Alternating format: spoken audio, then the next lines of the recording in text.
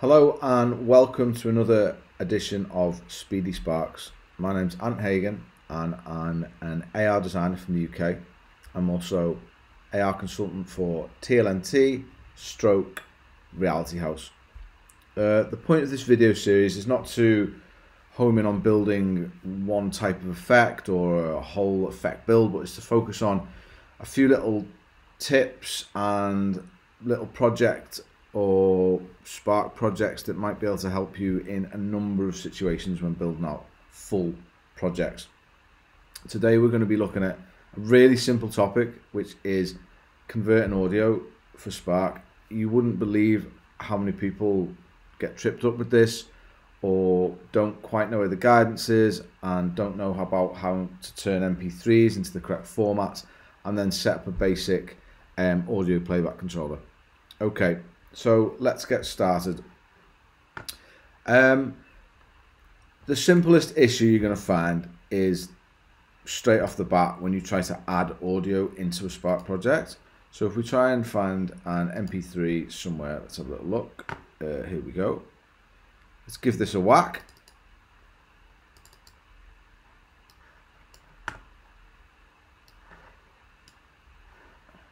You see, at this stage, it won't even let us drag it in. Nothing I can do, nothing whatsoever. Spark will not allow me to bring this into the project. Okay, so simplest way around this. Now, people use different software, different ways of doing this. I use a program called Audacity, mainly because it's free. It's quite basic. It's really quick to download. So, open up Audacity. Here we go. Now we can drag. Let's find Audacity.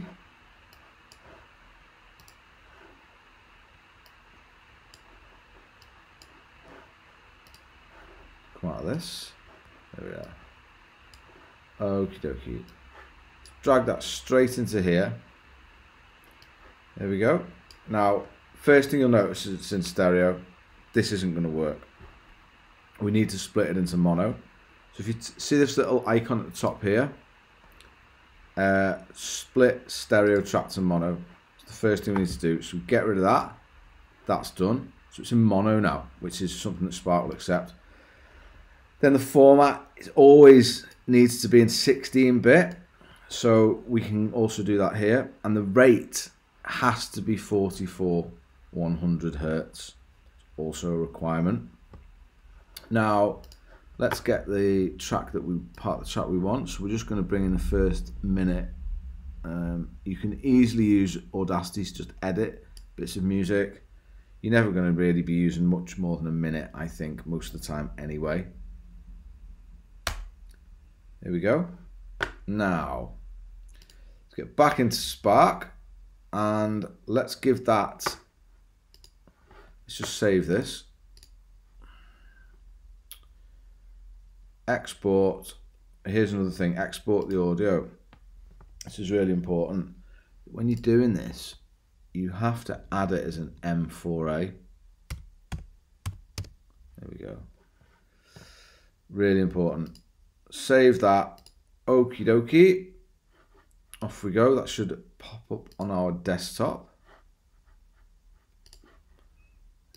Minimize this. Now let's have another go at that. Oh, there we go. Suddenly, Spark's now happy. Brilliant. So let's give that a whirl. There we go. Now this is just me playing the effect, but for it to work in our actual effect, we have to do a couple of basic things as well. So when you go to your Add Asset panel, down at the bottom, you need an audio playback controller. This is basically something that you're going to connect the audio to, so you can add it into the effect. So you bring that there. It's going to ask us at the top here what we want. We've only got one audio track, so that's all we can put in it.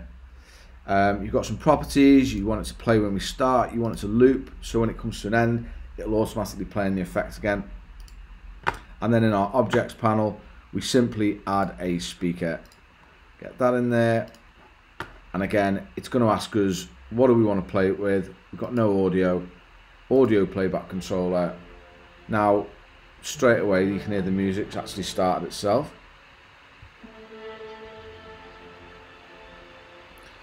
And that's it, really.